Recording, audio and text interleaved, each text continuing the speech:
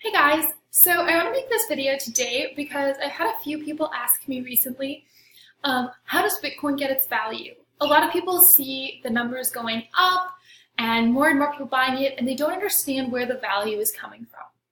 So when Bitcoin was created, it was created as a currency and it was created to fill a need. So the need was primarily that after the financial crisis, there was a huge lack of trust in banks, and people needed a monetary system that allowed them to bypass third-party banks. And so as a currency, in order to be valuable, it either had to be really good at representing value or really good at holding value. So like a fiat currency or like something like gold, a resource that embodies value.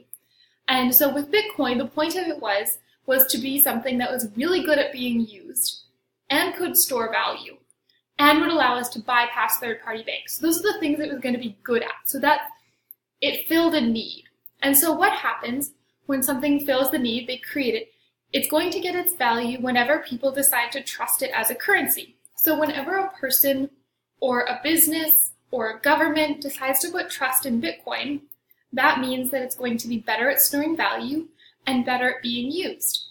So we put value into it by purchasing it, and when we use it, it gets better at being used. And those are the things that are driving the price of Bitcoin. And when the price goes up, more people are likely to look at it and say, that looks like a currency that is legitimate that I'm going to trust, and they will therefore begin to trust it.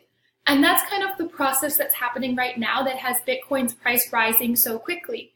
It's getting better at being used, and it's getting better at holding value. The reason that Bitcoin can hold value is it does the same thing as gold, because it has, there's a finite number. You can't create more Bitcoin than there is supposed to be. So all of the Bitcoin is supposed to be mined approximately like 2140, and there'll be about 21 million Bitcoin that can ever exist. So that means that all of the value that we put in Bitcoin has to be divided into 21 million. And that means that if it becomes a globally accepted currency, there is not enough Bitcoin for every person to have one.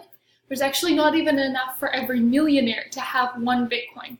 So when we look at Bitcoin as something that's going to be used more and more commonly, we see that the price does have to keep rising.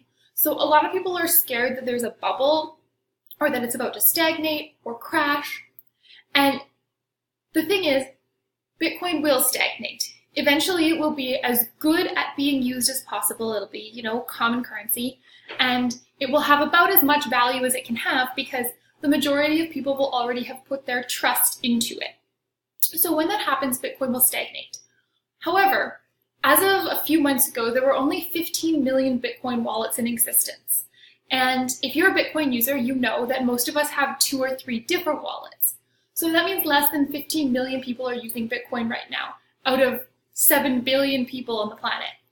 I live in Canada, there's 30 million people here, and so we're not even barely at half of our population. So while Bitcoin will stagnate, it's not stagnating anytime soon. So I think when people look at the prices and they think it can't get higher, it can't keep going up, when you think about in the context of being the most popular cryptocurrency and the need that cryptocurrency is filling in the world, and how much better it's getting every single day at holding value and being used in day-to-day life, it seems really likely that the price is going to continue to go up for the foreseeable future.